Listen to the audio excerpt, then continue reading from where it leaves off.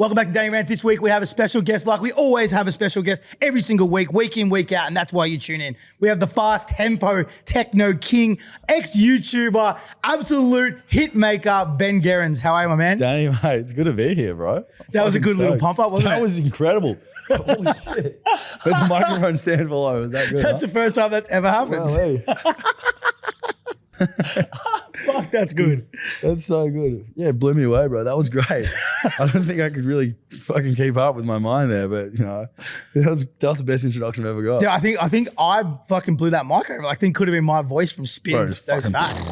Love it. That's great. So you're down in Melbourne, man. You just told me before it's your mum's 60th birthday. Yeah. Living in London at the moment. You've flown down. Yep. What have you been up to this last week? What have I been up to? So flew in, basically went straight up to Brizzy for a show up there at Eclipse. And then next day was playing at the Ivy. Then flew to Byron the next day, spent a day or two with my mum for her 60th. Then came straight down here to Melbourne. Did a little pop-up on Wednesday. Then studio sessions Thursday, Friday. And then here we are Saturday morning. Bright and early. And I'm not hungover this morning, which is such a fucking bonus. Yeah. I got my weekend out on Wednesday, Arvo, and now I'm feeling nice and fresh. And so when do you leave Melbourne tomorrow?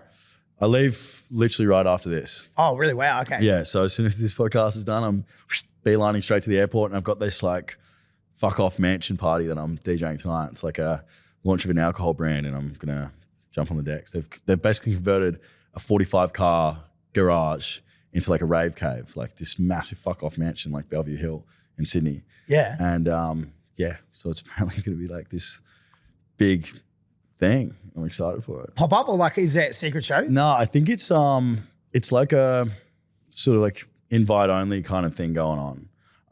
But I reckon they're going to be doing heaps and heaps more parties. This is the first one. It's like their launch party, so they're inviting a lot of people that they know and like sort of friends and friends of friends, and they're keeping it pretty tight. But yeah, 45 car garage. I don't even know how fucking big that is. That's such I don't know if I've ever been in a garage bigger than like 2 cars, you know?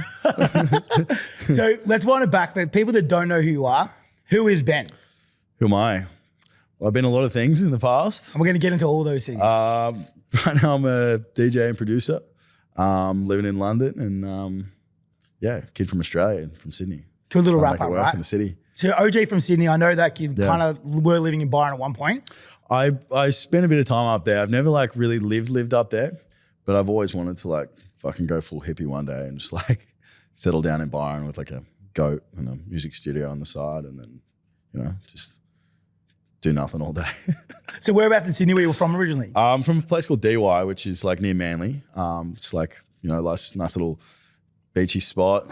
Walk down, spent a lot of time in the ocean as a kid, surfing and all that kind of stuff. And it's a great little place to grow up. It's so nice. And so your mum lives in Byron now? No, my mum was just up there for a little bit. The reason why I say that is because I remember doing years ago, this would have been like 2000 and I reckon 21, and I was up there for Byron Schoolies. Oh yeah. And people were saying you live there. So in my head, I'm no. I knew you were from Sydney, but I thought you maybe had relocated. So that's why I'm sort of pushing that Byron thing. I think there was a couple of misconceptions, but no, I literally came up there to do the interviews back then, but all of those videos have ceased to exist now.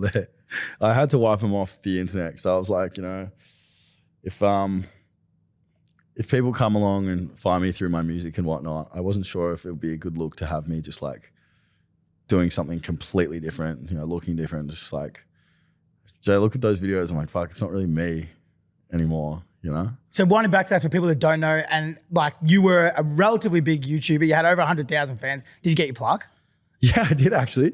Yeah, I still got it at my parents' house. It's great. So what were you doing back then? Like obviously it was like a bit of a prank channel. You were working with guys like Fairbairns and stuff. Yeah. I think the main crux of it was like, basically I was just documenting week by week the things I got up to as like a 19-year-old. Most of that was just going out and getting drunk with my mates and like going to interesting parties and stuff like that. You know, I just love to go out and have a bit of fun, hang out with my mates, and I just wanted to document it all, sort of like the process of growing up, I guess.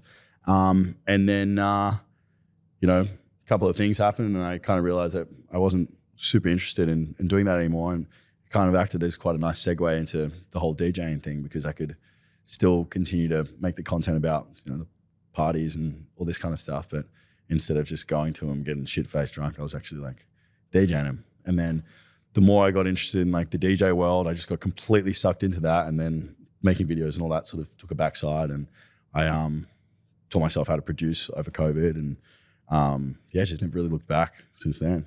That's interesting. Hey, like I guess you're right. Like especially in this day and age, content is king. Like that's the actual term. Yeah, totally. So learning how to do content at any level or whatever, and it's a common thing. Like with guys that have blown up recently, they've all got some, not necessarily content background, but they understand content well. Yeah, I heard Dom Dollar used to do a bit of like graphic design and stuff back in the day. Is that right? Did, I think I remember you talking about that. He made my company logo back in, it was 2010 or something like that. Crazy story, man. And funnily enough, I actually only figured that out the other day. So I got a logo sent for an event we were doing, like a throwback thing. And then it said on the logo, it came in and said loud Dom Dollar. And I'm like, what the fuck? Why does it say Dom Dollar? Because I got it sent to me from someone. Yeah.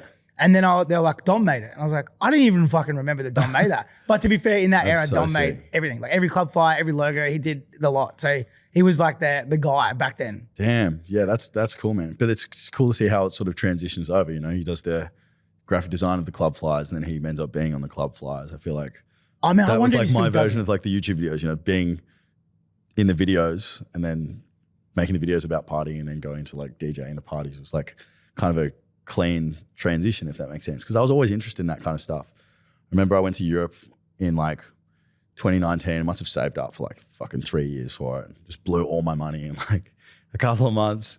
And you know, as everyone that loves dance music has done at some point, you're just looking up, probably fucked up. And there's just this moment of like realization. And ever since then, that Europe trip in fucking 2019, I've just been obsessed with it. So that's what started it all. Yeah, it's the most like white boy answer of all time though, isn't it? Like, I went to Europe and I just fucking found myself, you know? It's probably better than a bush doof. Yeah, well, maybe that too, you know, the bush doofs actually came after, but yeah. So when you're doing the YouTube stuff, right, like when you first sort of started, obviously when people start, you don't know what you're doing. Yeah. So at what point was the first sort of moment where you were like, okay, this is actually working. I'm actually understanding how this works. Because to go from 0 to 100,000, I know you've gone on and done all these other feats, but that's a fucking, not many, it's a small percentage in Australia that can actually do that.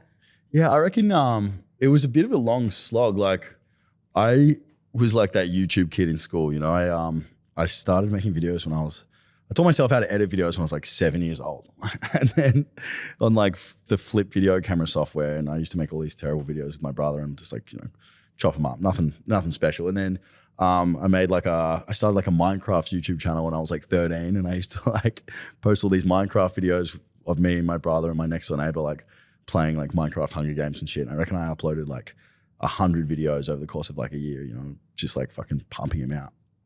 And then I stopped that, and then at 16 I made my first like YouTube channel where I was like talking to the camera, and fuck me, you can imagine like how much shit I copped as like a 16-year-old in school, man. It was brutal. I was like the fucking YouTube kid. Everyone just, you know, was like, would just like throw so much shade. So I basically just kept going and going and going and going and persevering. And then right as I finished school, I made a new YouTube channel because the last one wasn't working.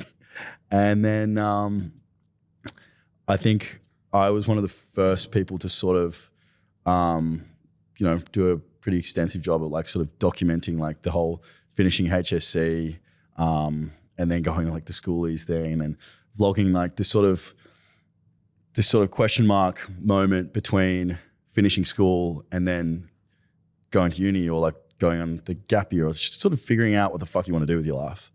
And I think, I kind of just documented that at the start, and that's kind of maybe was my point of difference. Man, I think it's sick. Like, because for me, I think that the idea of even you said, like, you know, at the start, everyone's throwing shade. Doesn't matter what you do in creativity. Even when I started doing what I'm doing, people threw shade. Like, everyone's like, what are you gonna do when you grow up? Why are you doing that? Rah, rah.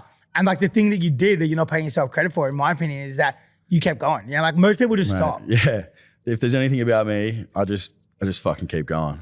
I've had so many different like peaks and troughs throughout my whole, I guess you could say, career of fucking making stuff that, just sort of keep pushing on. And there's always like there's always troughs, and then there's peaks that come right after. And it's just sort of slow process of building, you know? 100. And I think that's like, like for me, I know personally that it fires me up. So if I start something and it flops, I'm like, and people laugh, then I'm like, now I have to make this work. So there's so many things that I've done like probably longer than I should have, just because I'm like, have some form of win, and then I'm like, well, now come up. Yeah. I've never really been one for plan Bs, for better or worse. It's sort of backed me into a corner a few times in my life, you know. But Yeah, I think I've just always been quite like self-assured in being able to do what I want to do, and thankfully it's kind of worked out all right. But you never know though, right? Like all this sort of shit's so volatile that it could all just change in an instant. So that's why you just got to keep going. It's a grind, 100%. Absolutely. So growing up in Manly, I know you were surfing and stuff a lot. Like, what was it like growing up in Manly? And I guess like also too, like the influences that you got from Manly. I know you said you were influenced in Europe. Yeah. But was there some early sort of club or party influences that you think took you onto your DJ career? Fuck all over there in terms of parties. Like, it's not like here in Melbourne where like the whole dance music scene is so integrated into like the culture, you know. And in Sydney, I mean, especially when I was growing up, there wasn't really that much of like a dance music thing going on. And that's why I feel like I started a little bit later than a lot of other people in the scene, because I was just never really exposed to it, you know? Like you go down and you listen to like fucking Katy Perry and like Pitbull at 95% of the clubs, especially down there in like the Northern Beaches area. And yeah, I was never really exposed to like, you know, definitely wasn't exposed to techno until going overseas. And, you know, house, I feel like was just sort of slightly coming in. But yeah, no, I can't say I've taken a whole lot of musical influence from being from, you know, the Northern Beaches. But yeah, it's definitely shaped me into who I am. But it's also one of those kind of places where, because everyone is doing the same thing, sometimes you get shit on a little bit more for doing something a little bit different. So, you know, because of that, it's given me a thick skin, and that's why like a lot of sort of stuff doesn't really get to me, I guess. Yeah, it's a really that's awesome, dude. So like when you go to Europe, right? So how old were you when you went there? I was fucking 18. I don't know how. 18 I don't know years how old. my parents fucking let me do that sort of shit. But yeah, man, I must have saved up for 2 years for that, and yeah, just saving like religiously. I used to do like back in the day. I used to do you know like JJ's, the clothing brand? I used to do like photo shoots for them, and I used to be like putting like Baby Yoda t-shirts and shit like that. Yeah, really? That's how you make your cost. That's how I used to make money as like a fucking 15-year-old. And I mean, at the time I thought it was fucking great. You know, I used to get days off school, put me in a fucking Baby Yoda t-shirt. I didn't give a fuck as long as it's paying the bills, bro. It's great. I used to fucking Rick and Morty, whole lot. And yeah, so I used to do some stuff with them, and that, and then doing like video editing for people, and used to shoot like videography. I used to shoot like some stuff like proposals and shit, which was a little bit scary because you never know when you're gonna fucking like miss the moment. And then just like that all kind of accumulated, and then yeah, fucking tapped my card, went for a 2-month-long Euro trip, and yeah, kind of never really was the same again after that. Well, by yourself or with mates? No, I was with 3 mates. Yeah, and it was all. We still talk about it to this day. Bro, that's wildly adventurous. Like 18 years old, like straight out of high school. My fucking parents were thinking, just letting me go. I could barely learn how to fucking tie my shoelaces at that point. So I don't know how I survived that. And where'd you go? Like, where was first stop? First stop, where did we fly into? Must have flown into Greece. Then we did like some of the Greek islands.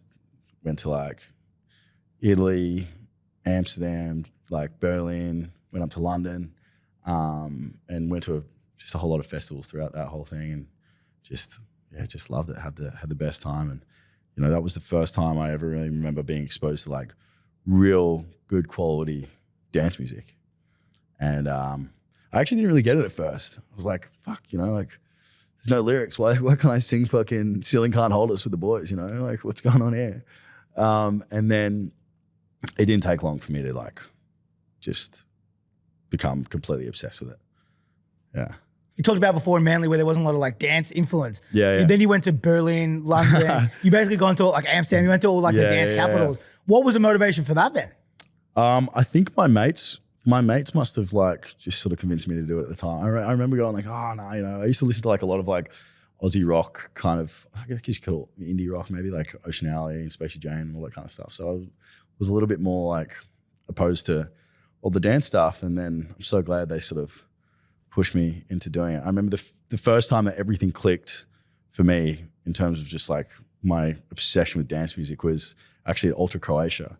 I can't remember who was playing, but I remember I got up on my mate's shoulders and I've turned around and there's just like a sea of fucking flags because everyone used to bring their flags of their countries to the festival. And there's just this sea of flags going up. There's fucking Spain, Portugal, Switzerland, Australia, New Zealand, fucking every country you can think of. And I think that's the moment where everything clicked in my mind. And I was like, holy fuck, you know, this genre is so insanely special because it just transcends everything. And yeah, that's like one of the most vivid moments of my entire life. Just like that one explosive moment that basically just changed the trajectory of fucking everything. And this trajectory you talk about, right? So you're doing YouTube, you sort of don't know what you're doing, a bit of modeling here and there. Your boyfriend, you could call it that. You JJing. I don't know if it was quite that, but I stood in front of the camera wearing the clothes. That's all. So you're in this position where you're like, okay, sweet, and you have this moment at Ultra, like, you know, everyone has that moment. And then you're like, okay, I'm gonna change my full trajectory. And you leave all the things you were doing and /know behind. So it's a pretty fucking massive change. It's not like, you know, you're not like from Melbourne where you kind of grow up with techno and whatnot. You're pretty a boy who doesn't even really know what the genre is and you do it. It was completely abrupt. And then like I sort of got myself in some sticky situations and I was kind of in a bit of a fucking dark place mentally after I came back from that trip just because I just made some fucking really questionable decisions. And then I was just sort of looking for something to do to distract myself from all the shit that was going on in my mind. It's like really bad kind of anxiety and all this kind of shit. And then some of my mates were like, oh, do you want to learn how to DJ? And I was like, yeah, fuck yeah, I'll give it a crack. And then I remember, you know, they taught me how to do it. I was absolutely horrendous at the start, just like couldn't fucking do it to save my life. But then they gave me my first thing of decks and like so generous from them. They were just like, here, it's our old one. You can hold on to it. And then I took those decks home and I played 8 hours a day, every day for the next like 6 months. And all of my like head noise, all of my anxiety, everything like that just completely disappeared. And it's never come back since. So that's been my why since then in terms of like DJing, because I was like, you know, if I can sort of, if this music and DJ and all this shit's kind of basically saved my life, then if I can help other people do the same thing, then, you know, my journey, that's the purpose in this whole thing, I guess. That's a mad story, dude. Yeah. I was all fucked. I had this thing called depersonalization, which is like just completely disconnected from the world. It's like you're looking at yourself in like third person. And it's like you look yourself in the mirror, you like wouldn't recognize yourself. It was totally fucked. And I used to go on Reddit forums and like look up people going like, you know, I've had this for 25 years and every day I think about like fucking ending my life and all this shit. And I was like, fuck, like, am I going to be that guy? You know, just completely just disconnected from everything. You know, you're completely numb to to feelings, emotions, everything. And yeah, thank fuck for finding DJing and. But why do you think that like came on? Like, is it? I did some sketchy like substances, I guess, and then just it's completely my fault. It's completely stupid. But I think I had like underlying, like anxiety and stuff like that beforehand, and then. Yeah, just sort of got my socks knocked off in Amsterdam, and then after that wasn't great after that for a little while. Yeah, it's cool though that you found something that kind of brought you back to the planet, and then, you know, it's become your world now. You know, totally. Yeah. And that's just it's become my obsession ever since then, and yeah, it's fucking great. It's the best job in the world. I wouldn't change it. Although it was pretty shit, I wouldn't really change it for the world. Like, sort of just turned me into had to happen today. Yeah. So the clubs you were going to when you were in Europe, like you talked about going to Ultra and stuff, was there any sort of standout clubs that you went to? Where'd I go? I went to Kit Kat in Berlin, which I thought was the one that stands out the most from that trip. Where else did I go? Went to Carpe Diem in Croatia. Pretty sure I went to Fabric in London. Scorpios in Mykonos was actually pretty fun. That's like a kind of like a deep house, like prestigious, fucking like super influencery type club that like they don't really let that many people in.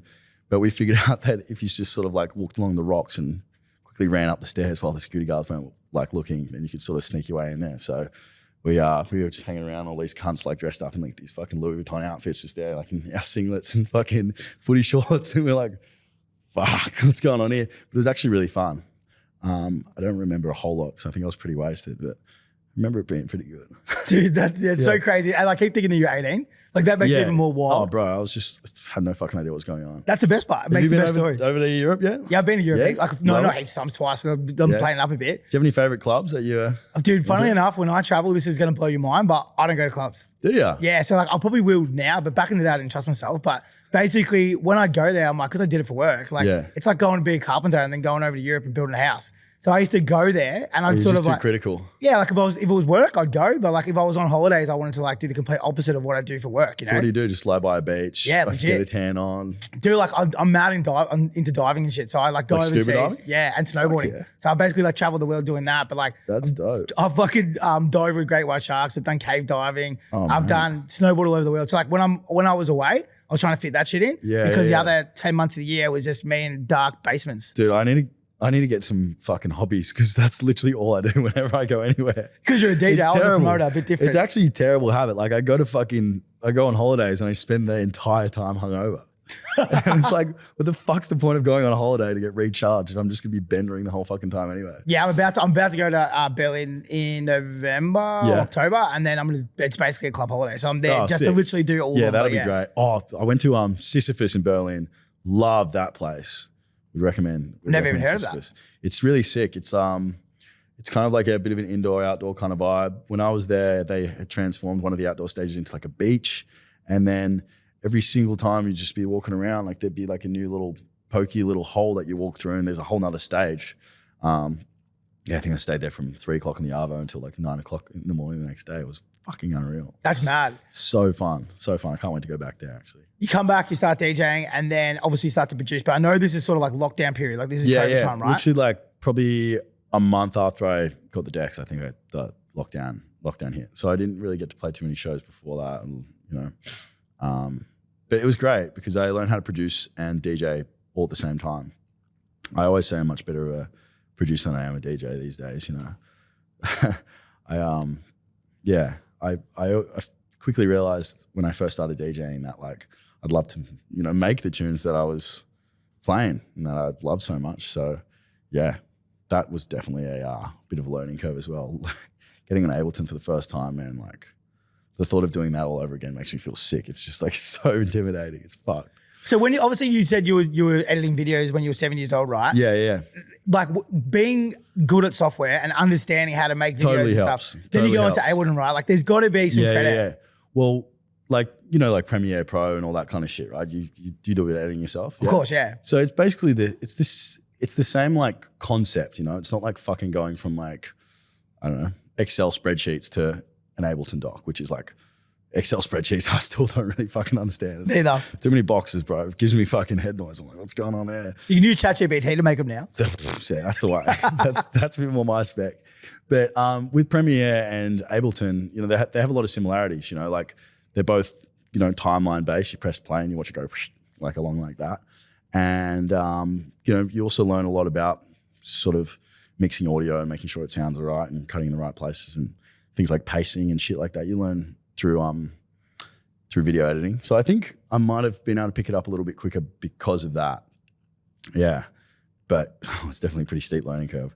I'm still learning every single day. Like I still get into the studio with people very often and I'm going like, I know fucking nothing. Yeah, of course. But it's like martial arts, almost Ableton. Like totally. You could spend 50, 60 years on it and still learn every single day. Totally. Like I was in the studio with my mate, Ty. Do you know Tyrone Happy? Of course I do, yeah. Yeah, he's like one of my best friends now, and he's actually become like quite a mentor for me and, you know, teaching me a lot. And that's why you'll see Ty credited in a lot of my songs because, like, you know, I'll fucking make the tune and then I'll go to Ty, like, what do we need to do here? And he'll give me like nice tips and pointers, and often we finish a lot of the tunes together in the studio, like just doing the really super fucking crazy nerdy stuff that I'm just dying to learn how to do one day, but that I'm still just like, you know, blown away. And, you know, I think I've gotten to the point now with my productions where I'm very happy with the music I'm making, but then I get in the studio with someone like Ty and I'm like, I know fucking nothing, man. He's just such a wizard. He's so incredible at what he does. And it's a cool thing to bring that up because a lot of people don't, right? It's like co-producer, but like most artists, like almost every single person anyone listens to, minus a small few, but even guys like Dom Dollar and stuff, they've got co-producers. So I it's think someone it's that pretty comes common, and polishes. man. Especially like, yeah, because the way that I see it is it's like, you know, unless you got a full on fucking ghost producer like that, you go, make me this, and they go, okay, cool. Well, they fucking make it. You don't even know how to fucking use Ableton. You don't produce anything yourself. Like, I think if you're getting to the point where you're writing, you've fucking got a whole ass song and a good one too, and then there's certain things and aspects of music production that, like, for example, mixing and mastering. You can spend 10 years fucking learning how to mix and master, and you'd probably be really good at it. But like, in my opinion, I'd rather spend all that time in actually making, you know, melodies, writing the lyrics, talking about the arrangement and just like, you know, the whole energy of the tune, and then getting help from someone else to do that nitty gritty sort of mixing, mastering stuff that's just like so much more experienced than I am. And I think there's a bit of a stigma in the dance music community right now for, you know, getting help to finish those nitty gritty things in terms of productions. And it's kind of like a little bit of a unspoken thing. But I do think most DJs, I can tell you now, who are touring. Yeah, so even guys like, I don't know if he does now, so hopefully I'm not calling him out, but what's so not? Like, I remember when I first met him back in the day when he was Emo Instead from Sydney, Flume was doing his shit, but he was basically like making, I remember him showing me songs that went on to become massive hits, and it was the pattern, it was the melody, it was all the stuff that makes that song that song. And then it's just tightening it up, passing on to Flume, and then Flume's turning into a fucking monster because he was that guy. So it's you got being a guy who does melody and, like you said, mixing, mastering, or being able to amplify that tune. They're two different skill sets. The melody is one thing, being able to turn into another thing is another thing. And like, that's why people have co-producers like all over the world. Totally. I would say it's not a stigma thing, but there's people who do talk about it, but I feel like fucking everybody does it. You have to. Yeah, totally. And it's almost like bringing it back to the video editing section. It's kind of like, you know, you can make the video, you can put it all together, and then if the co-producer essentially just does like the color grade, that can turn something that's great, that's good, into something that's fucking great, you know? And it's not necessarily like changing anything major in the actual song itself, but just putting like a fucking layer of just wizardry and pizzazz over the top that kind of like just makes it sort of pop into your fucking ears, you know? And that's like the perfect way to sort of tell that story. Like when you put it into video, it's like, you know, Hollywood, they go send it to someone to mix and master it, that turns it into the jazz. Like, you know, it turns it into the thing it is. Yeah, totally. But in music, there's a stigma like, oh, that's not good to do that. But like in movies, exactly right. It's fucking accepted. It's a collaborative thing. And I like collaborating too, you know, and I always think like if I can get a little bit of help in certain things that I'm not as strong as, you know, other things, you know, I'm not that strong with stuff like vocal compression, mix master, that kind of stuff, or even like just sort of cleaning and leaning out sounds with like really tight EQing and shit like that. Like I'm not super strong with that. And I think it's silly sometimes to figure out, to feel like you need to do everything yourself. And if there's someone that's happy to help and, you know, happy to, you know, tweak those things for you, I don't think there's any shame in doing that. And I always say, if you're going to do that, you should be in the room with the person while that's happening, because it's almost like just a waste of that talent to not be there while that's all fucking happening. You know, you need to be there watching it all go down and learning the whole fucking time. I think too, when it's your song, you've got to be there because you've got to hear it. Totally. Because otherwise it just goes back and forth too many times. Totally. You know? It's actually a waste of everyone's time if the person's not in the room. Yeah. When you go to COVID, right, you're learning how to produce and stuff. When is the first moment you're like, okay, cool, I've actually got something here that is going to resonate? And like, when you put it out, like, was it daunting? Like the first time you put something out, because obviously you were known as a YouTuber, you sort of shifted into this music thing. You're doing something that's like fucking really different than what you were doing before. Like, how was that trajectory? It was a little scary, but God, the fucking tune sucked ass. Like that was so fucking bad. And man, I've tried to get him taken down, and I really want to get him taken down, but I can't do it. They're out there and they're there to stay, and they haunt my nightmares every day. They're so ridiculously bad. But I think I thought they were good at the time. They're just not. So what was the moment of the first one you put up that sort of started to get some traction? I think the first tune I ever released that actually started to get some traction was a remix of The Spins by Mac Miller. And I'd been running raves in Sydney for probably about 2 years before this, and sort of working my way up. And then we decided, fuck it, like let's just take it national, like go to every city in Oz, besides maybe like I think Darwin and Perth. So we basically just did the East Coast. and the whole thing was flopping. I think I've told this story on a podcast before. The whole thing was flopping, and the tune came out, and it sort of went kind of nuts. And then the whole tour after that sold out, which was like such a fucking blessing. So yeah, that was kind of like the first tune that I put out that actually went really, really good. Then after that, I've had a couple of like little moments and bits and pieces, but that was a few years after I started actually, producing and put out a lot of pretty fucking average tunes before that. So in that period when you're putting out what you call these average tunes, right? So like you've stopped doing YouTube at this point. You're just sort of concentrating on music. You talked about starting to run raves. Tell me about that part of the journey. Fuck, man, it was so fun. And I'm actually doing basically the same thing in London now as I used to do, maybe 4 years ago in Australia. So I've almost taken like the same approach. But yeah, basically in COVID, right as we were finishing, they were like, this club that we used to go to all the time, we used to just go there with our friends and get drunk there, whatever. They kind of reached out to us and they were like, hey, would you ever think about maybe like running your own event, maybe like once a month or something like that? We're like, oh yeah, I don't know if like we're really good enough to do all that stuff. I don't know if we really know what the fuck's going on in terms of running events, and it sounds a little daunting. Don't want to fuck it up. It's a little bit scary. And then we kind of got convinced into it. And the first event was like this sitting down sort of thing. So I think we sold like 60 tickets, but everyone had to be like sat in chairs. And we played to this crowd of like 60 of our mates, just like sat down in chairs, like with their fucking arms up. And I remember the security guards were like ripping people down. Like there was people that would get up and stand on the chairs and shit. Security guards would rip people down and kick them out for like standing up on chairs and like all this sort of shit. Wild times back then, bro. You fucking totally forget how strange those COVID times were. Like fucking sitting down raves. What a weird concept. And at that time, it was just totally normal. So we started doing those, staying in the same club. We probably did about 6 at that same little club. It was like 120 cap. By the end of it, we were, selling them out, and, it was super, super fun. And then we moved up into bigger venues like Oxford Art Factory. And then we did that a couple of times, and then we were just like, fuck it, like, let's just do it. But that was over the course of probably like 2 years, I reckon. What were they called? Spectrum Nights. Yeah. And I ran it with my mate Andy. The whole thing was like, we'd go back to back.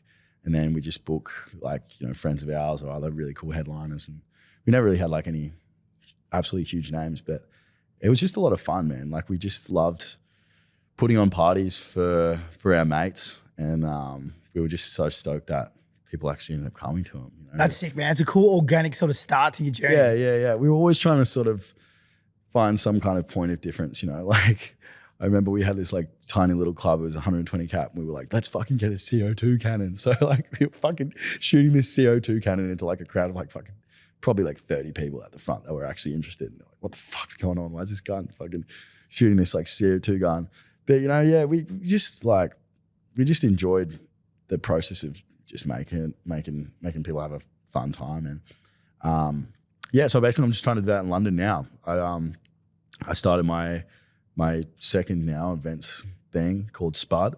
And the idea is we're just going to like go into small venues in London to start, and then dress it up to like look a bit like a grandma's kitchen. And the last one we had like this sort of tablecloth. We had some lamps everywhere, like little candles and shit. And then, keep it sort of really fun and intimate, and just have lots of like friends and like friends of friends. So the first event was just really like dope because everyone kind of knew each other in one way or another. And then, it kind of felt like a little house party in this club. It was great. Man, there's no lack of Australian talent over there at the moment. I think everyone from fucking Australia who's in the scene has moved over there. Pretty much, man. I think people ask me like very often about like why I moved over to London. And I think the main reason is probably because once you play like all the main cities in Australia, you go to Sydney, Melbourne, Perth, Adelaide, Brizzy, then there's not really that many other places to go. You can do the regional ones, which I've done, all sorts. But I'm always conscious and a little bit scared almost of like playing too much, being like a little bit too saturated. And then next time you come back, you do notice it, like the third time you come back into a city over like a year, like the first time it's like there's a lot of excitement. Second time, it's still really good. And then by the third or fourth time, like people start to lose interest a little bit. because they've already seen you, you know, once or twice that year. And I think I got to that point in Australia where I was sort of, I did like 3 tours last year of Oz into all those kind of cities. And I was like, fuck, I probably should see if I can branch out overseas. And London kind of made the most sense because I've got an English passport, which is super lucky. And yeah, there's just like every Australian DJ under the sun's over there just because there's just so much opportunity, so many cities, and fucking dance music scene's just like so alive there. And it's like the heartbeat. It's a mecca. Yeah. Has been basically forever. Yeah, pretty much. And now, I mean, Berlin obviously is just massive in the dance music scene as well, but I don't know if I could hack just like living somewhere where I didn't speak the language, you know? So yeah, London's the choice now. And I'm starting to really enjoy it, you know? Although the weather's shit and the food's fucking expensive, the beers are cold and the nightlife's good, so you can't really complain too much. True. Sounds like Melbourne, but Yeah. a lot further away. You been to London? Yeah, I've been to London, yeah. What do you think about it? Yeah, it's all right. I reckon it feels like Melbourne. Like, that's what I feel. It actually does a little bit. Yeah. It actually does. Yeah, London and Melbourne are actually pretty similar, I reckon. That's why I think the majority of our population is actually people from the UK. Yeah, fuck, I've heard that. Yeah.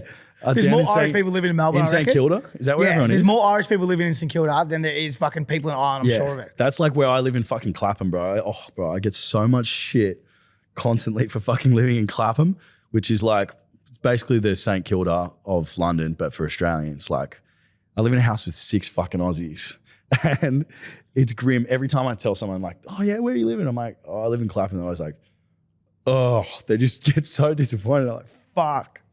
Yeah, Australians got a good habit of that, man. It doesn't matter where you go in the we just world. stick together for some fucking odd reason. I didn't even have any intention of moving over to Clapham. I just sort of found myself there.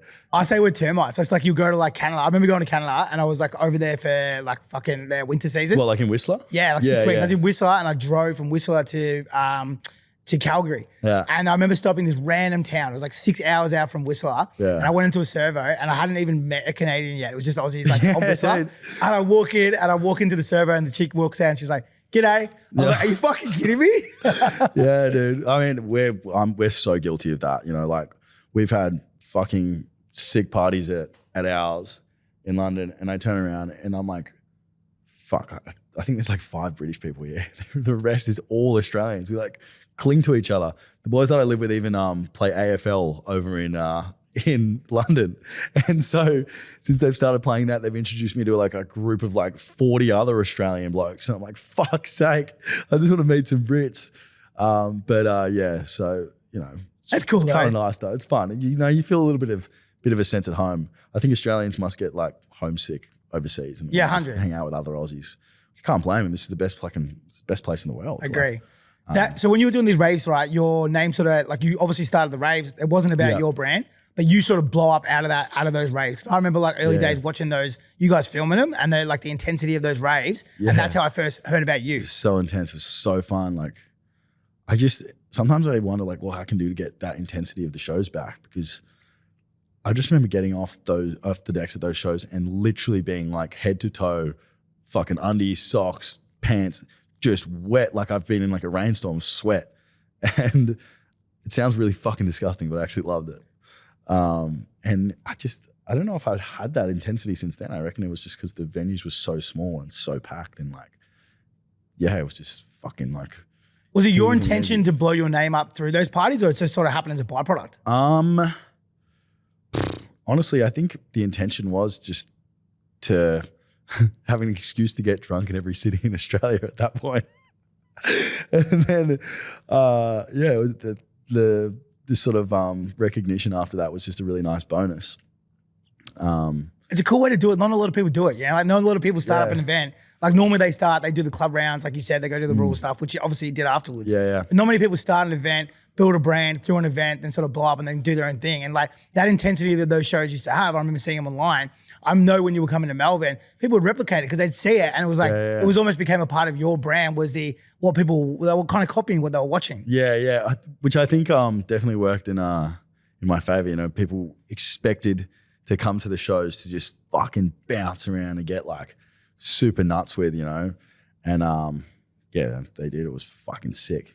What made you pick the genre that you're playing? Well, I used to play tech house actually back in the day. when I first started DJing, I was playing tech house. So I'd be playing like a lot of Dom Dollar's old stuff, fucking Love to Find, fucking San Francisco, all that kind of just like, classic sort of semi-commercial tech house. And then I think I saw Skin on Skin actually playing in Sydney at Lost Sundays at the Ivy. And I'd never heard like this sort of kind of faster beat, and I was just seeing how the audience like interacted with it. And I was like, fuck.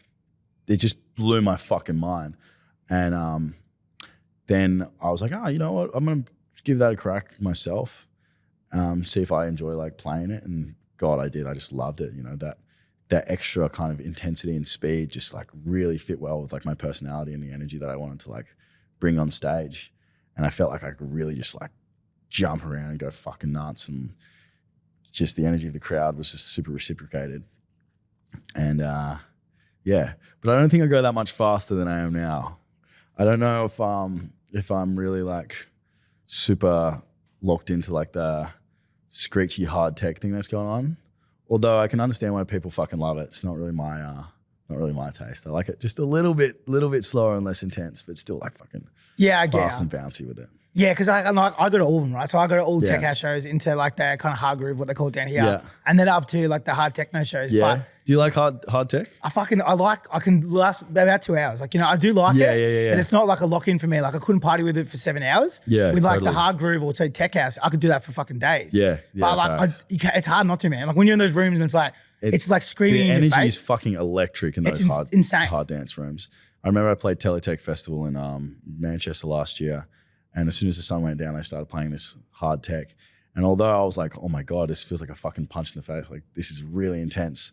I just had so much admiration for how the crowd interacted with the actual music. Like fucking hands throwing up, just going fucking nuts. And the way that they move as well, it's like a certain like rhythm and shit that just makes the crowd look like a fucking sea of ants, just like moving and dancing. It's pretty cool. Dude, it's like a worldwide cult. Teletech's like a worldwide cult. It's so culty. I love it. And the guys that run it are fucking lovely as well. The hard tech stuff, not my personal taste, but I respect the fuck out of it. Yeah, that's sick. Yeah. So you go on to travel around Australia, you're sort of like, making your name really, really quickly. Like in a sense, not quickly because it took 2 years to get there, but like to some people it might look like it did. When you're doing those early shows, is there some sort of standout ones in Australia that you look back and go, fuck yeah? Oh yeah. I remember the one we did fucking the top bit of the Emerson. And I don't know what they usually play there. I don't know if it's is it usually like quite a chill sort of tech house kind of room? Not even. I think they play like a lot of like commercial R&B up there. Oh really? Yeah. And it's the one with all the disco balls on the roof, yeah? Yep. That's the middle part. That's normally tech house. The middle. Yeah. And so like we rocked in there and like we kind of set the decks up in the middle and like we must have just fucking blown the roof off. Got all these videos of just like the crowd just going, it just like looked like a fucking tidal wave. That's like one of the shows I was talking about where my fucking just head to toe sweat just dripping and like the energy in there was fucking insane. What else is good? The Gold Coast show where I played the spins for the first time, my remix of it. That was pretty memorable as well. Like the crowd just there was so fucking rowdy for some reason. And the whole set was filmed as well. And me and my mate were actually pretty fucking blasted like while we were on. And I gotta say the mixing was pretty average, but the energy in the crowd was incredible. Like some cunt like fucking ripped a wet floor sign in half. And in all the photos and videos, you just see these two halves like a wet floor sign just sort of floating about in the top of the crowd. It's pretty funny. Yeah, those were two of like the real memorable ones, I reckon. And when you drop your English Lad song, it fucking blows up, right? Was that like the next part of your career that you really saw shift from that Spins remix? Yeah, I think so. I think we've been lucky in the way that like we've sort of planned things where like my management, like fucking David over here, they've always been sort of on the ball with, if I've been able to make something half decent, fucking send them over, they go, that's the one. And then we've gotten very lucky with the timing for the tours. So after that Spectrum tour, we were like, all right, I think it's time to do like a headline, Ben Gerrans headline tour, because the last one, we actually weren't the headliner. Like we built other headliners. We were kind of like the main support, but then it all kind of like merged into one after that Spins thing came out. And then, we ended up, I guess, having like a co-headline thing going on. But then yeah, so we had a tour planned for after English Lad came out.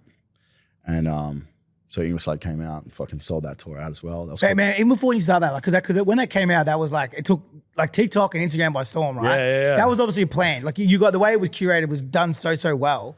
Like what was the thought process and the plan prior to that? Because it was delivered exactly the way, if I was working a label, that's exactly how I would want a promo delivered. Mate, I just fucking do what David tells me to do. So credit to him for that. Credit to Big Dave and the Shelter Boys for that.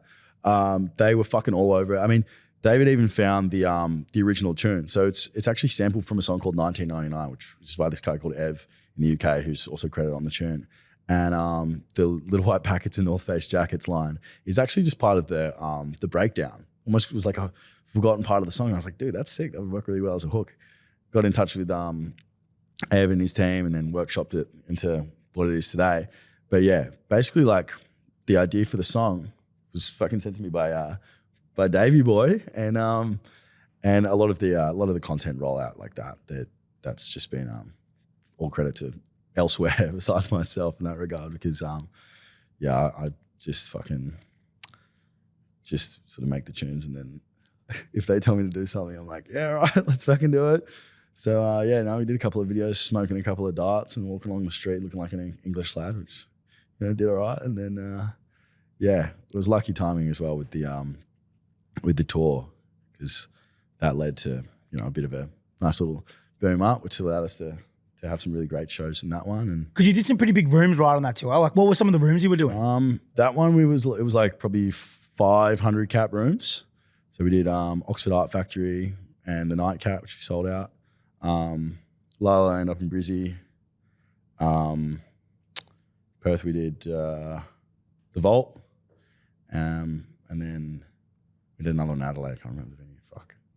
But yeah, that was really fun. And then the next tour after that. So this is probably why I moved to London, because I'm like, fuck me. I've just toured Australia so many times that like I just really don't want people to get bored. Maybe more of like a my insecurity thing, I'm like, fuck it. I'm just scared people will fucking get sick of me if I'm always in their face all the time. So I just gotta get the fuck out. And then the next tour after that was like big sort of 1,500 cap venues like 170 Russell and Liberty Hall. Is that a spin out to you, bro? Like, it's like, you're starting these little rooms in Manly. Yeah. You go over to Europe, you hear dance music for the first time. Is that not wild? Because like some of those rooms are the most iconic fucking rooms in Australia. Yeah, I guess I don't love to think about it too much, because I don't want my fucking head to get too big and get a fucking ego, like a big ego and shit. But I don't know. I think I'm always getting a little bit too swept up in like what the next thing is.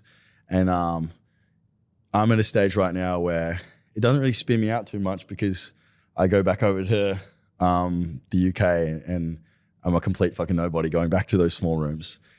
And it's been really like enlightening and humbling experience, which I'm so fucking grateful for, to be able to like, basically start over from scratch again. And go back to playing those small little rooms, which I just fucking loved so much, back in the day. And I always say, like, people always talk about when they first started, how they were just so hungry and they just wanted it more than anything. And when they sort of start to build up a little bit, they wish they could almost get that hunger that they had right at the start all over again. And I feel so lucky that I can experience that twice, which is cool, especially in a city like London, where you really have to hustle just to fucking have a roof over your head and fucking eat, and that really makes you kick into gear and work hard. And I've been working like a dog. But the other part is like, that's the best bit, right? Like I always talk about, because I've worked in different scenes, and like people always like, well, why? Like why stop where you were at and then go back to other scenes? But the bubbling bit is the fucking best bit. So to get to do that twice is like, that's almost like a dream come true. Totally, man. And I've been able to channel it into my music so much as well. You can almost just sense the hunger in it. I've got a new EP coming out called Primrose, which will be out, sort of throughout the next few months. We're going to be streamlining some of the singles. And I think I wrote it about, like I wrote a lot of the lyrics in it as well. I'm getting really into my songwriting. And I almost wanted to have like a indie band approach to dance music, where the whole body of work tells a bit of a story.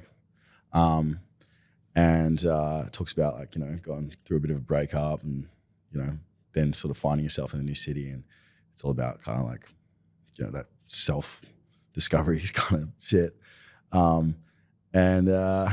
Yeah, a lot of it's to do with like the whole city of London and like being able to have that hunger again, you know, which is neat.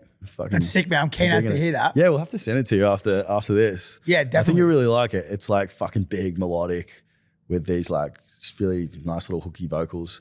I've been singing a lot. I can't sing myself, but the way that I like to work is I'll make a tune, I'll write the vocals myself, and then I'll fucking sing it. No one hears the BG singing voice besides like maybe David if he's extra lucky, and the singer who I get to like re-sing it much better than I could ever do. But one of the tunes in the EP at the moment, we might still get it re-sung, but one of the tunes has my voice in it. Cool. But it's been fucked with so much that you won't be able to tell which one's which, I don't think. So you play like 170 Russell, you're playing like all these big venues all across Australia, right? Yeah. Then you go on, you sort of do some international stuff. Talk to me through that. Like when you first get overseas, you've gone over there as an 18-year-old traveling, and you're over there playing. Like, was that a spin out? Yeah, that was pretty fucking surreal. And I'm only really getting started in that now, man. And like, that's the sort of stuff that really spins me out. Like, played in Ibiza a few weeks ago for the first time, and that was fucking surreal. Like, usually before a show, I'll be quite nervous. I get pretty nervous for every show. But as soon as I get on the decks, like, I'm good. And I just forget about it. But for some reason, I think it's just like the history of like being in the place. Because I came there the first time I went to Europe as well. And that was one of the places, like, went to High for the first time and spent like fucking 6 hours in the High Ibiza bathroom, just like fucking dancing along to who knows what. Anyway, I was playing in Ibiza a few weeks ago, and I got on the decks, super nervous. And I think the nature of like the full circle sort of moment just came crashing down. I was just nervous the whole time, which is like never happened to me before. But yeah, that was definitely a spin out. And kind of almost, it almost got to me while I was on stage. I was like, fuck, like, just can't shake how like cool this is. And I'm like real shaky with it. Hands sweating. I was like probably sweating off my fucking face. But yeah, that was pretty cool. It's sick, man. Like for me, I love like doing this, right? Making people reflect. Yeah. So like, because a lot of people don't. Like they'll be like, oh, you know, this happened and this happened and this happened. Totally. And the next thing I'm playing are fucking these massive shows. And they don't reflect because like myself, you're always looking at like, what's next? Yeah. You know, every time I do something we talked about before, that boxing fight I did. Yeah. Once it's done, I'm like, well, now what am I going to do? Yeah. Like, Yeah, and guys yeah, like us, totally. that's what we do. So I love being able to pull people back and go, force them to reflect, you know? No, like, it's good, man. Because the thing is, like it's got me thinking, you know? Yeah, exactly. And like the thing is that you did start off, you know, leaving your effectively YouTube career, you're DJing in your bedroom at home. Yeah. And then now you're living in another city, chasing your dreams whilst you basically not conquered, you can never conquer, but you know what I mean? Like you've gone and played festivals like Listen Out, you've gone and played all these iconic venues, and it's like in your head, you've just sort of started, but like you need to reflect at the same time. It does actually feel like that sometimes, you know, like it's nice to have people like you sort of reminding me like, oh yeah, you know, you're doing pretty good, because I go to London and I'm just like, I feel like that kid who's just like, basically just like fucking starting to make music for the first time, or like that kid who's still just waiting for that moment before they can start playing shows and, you know, having that like momentum build up. So it's nice to be reminded, you know, because that's like this state I'm in right now. I'm like, fuck, you know, I just feel like looking forward, not looking backwards enough. Yeah. Totally. So, dude, you've got a personality, right? Like, this is a bit of a bad call out, but like some of the guys that I've met in their sort of post-COVID era, I would say their personalities are questionable, like, which is a bit probably mean. You are not one of those guys, right? What do you mean by like questionable personalities? They're just kind of like they're like computer guys, yeah? Like, or they're like different. They're not out partying. They're not your traditional guys. Like you talk about like Sven Vath from the fucking 80s. Like these dudes would kick on for 5 days, or Solomon, you know, playing on an ironing board out in Melbourne in some random apartment. Yeah, you are a guy who has a lot of personality. You're out, you're partying and stuff. Do you have any crazy sort of like tour or sort of gig or sort of party stories you can share with me? Bro, I fucking, you know what, I actually should have like, I feel like I knew you were going to ask me this question, and I should have fucking thought of something. But you know when like you've been out and about quite a lot, and you're like, you have a hard time just coming to like one one thing. Do you have anything that stands out? Have you already? Maybe it'll help me spark my memory. My whole thing is like crazy stories, right? But like for me, it's like I have to reflect too, because what happens is in our world is things that people think are wild become normal because everyone around you is doing the exact same thing. So like for argument's sake, I'll tell, even when I first started what I'm doing, bro, like when I started telling the stories, everyone was like, oh, what the fuck? I'm like, dude, my mates are sick of hearing these yarns.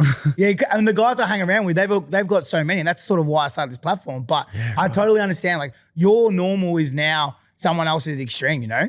I'll hit you with another one then, a different shape of the question, because I totally understand that. Hopefully I can't fucking, I'm nervous now. Fuck. It's like you're back in Ibiza. Have you had a point of like when you're running a show or you're like at a show where everything's just gone completely wrong and you're like, oh my God, fuck me?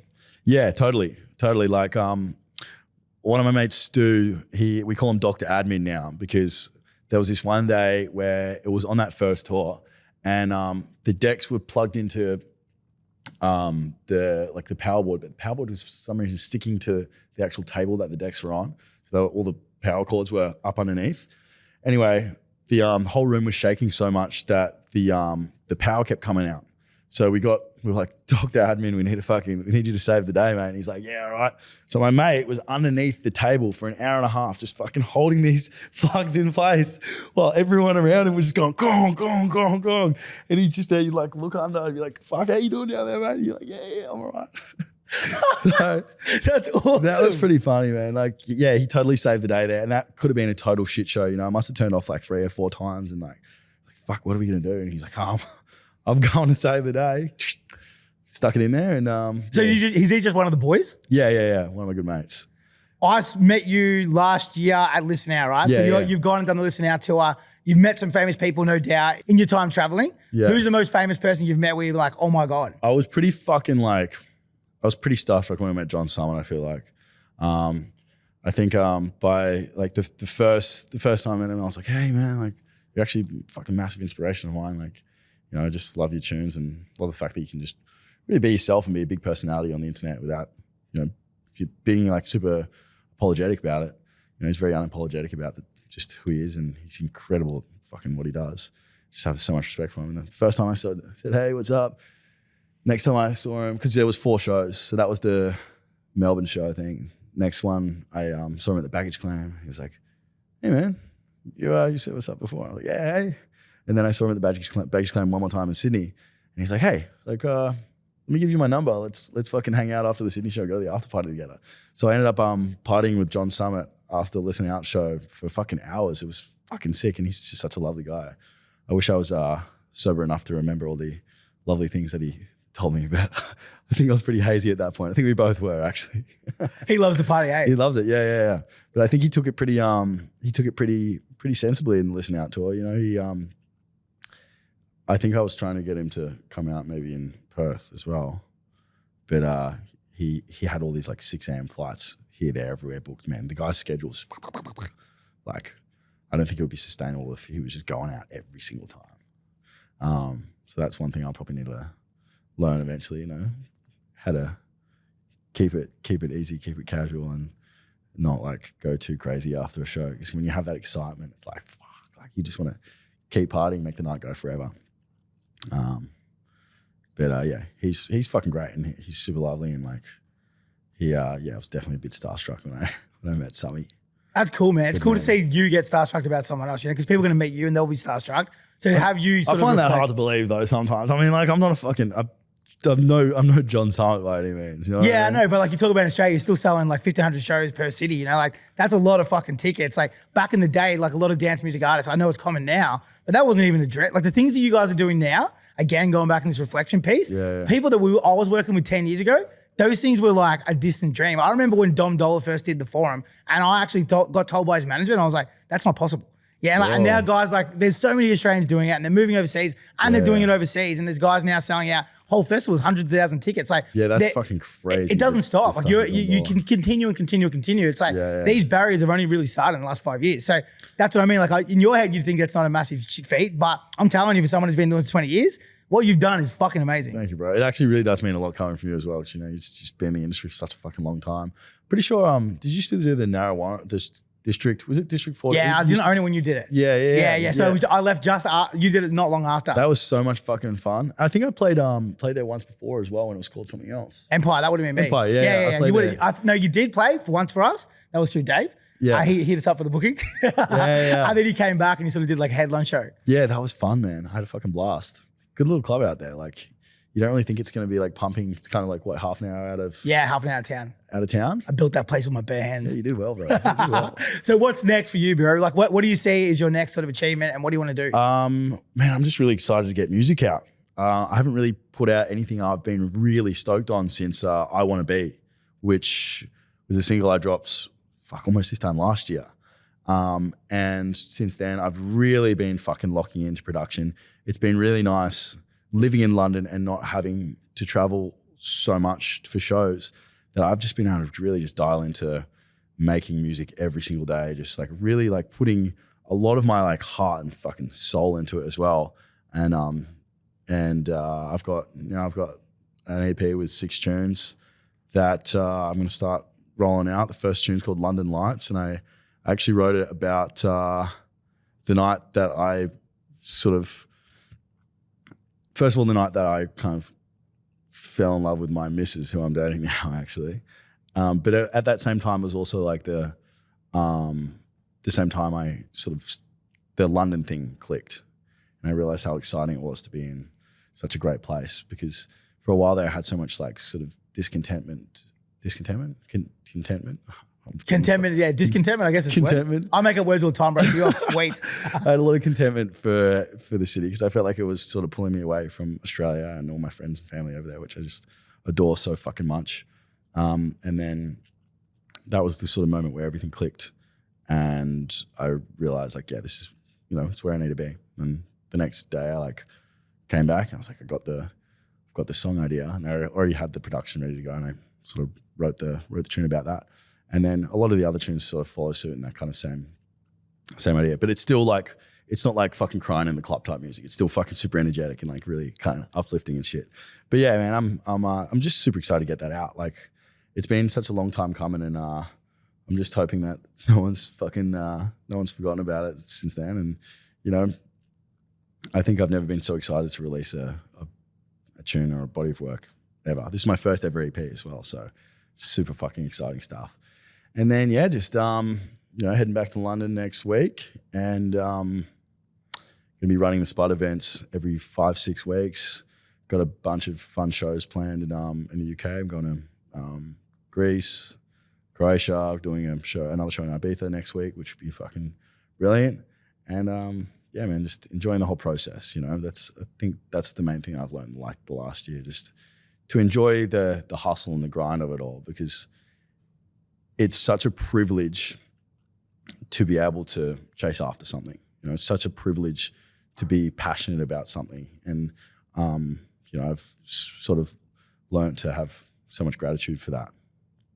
Well, I rate that, man. That's so sick. And I know you've got a flight to catch, so this is where we're going to end it. Yeah. But I was going to say, like, you are such a humble dude, bro. And I think hearing you sort of talk about how grateful you are for the fact you actually have a dream that you can chase is a wicked way to push that off. Bro. And it's like, it's such a blessing.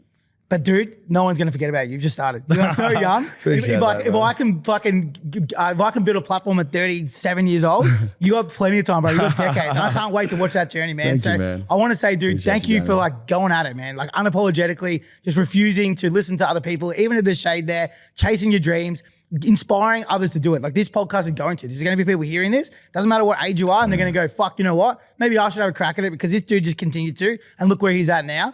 Again, man, also being humble, like being people to look up to someone who's just not, is able to like almost not reflect, even though it's a weird thing. I think you should be doing it more. I think being able to watch someone do that is also a great sort of asset for up and comers to watch, bros. But thank you for giving me an hour of your time, man. You're a busy human. I fucking love your energy. I love this podcast, and you're a legend, just very man. Grateful that you had me on as well. Yeah, I was stoked to have you on. Like meeting you last year, I was like, you're a fucking legend. So thank you so much for coming down, bro. Thank you, bro. And let's get you back to Sydney. Appreciate you, bro. Legend.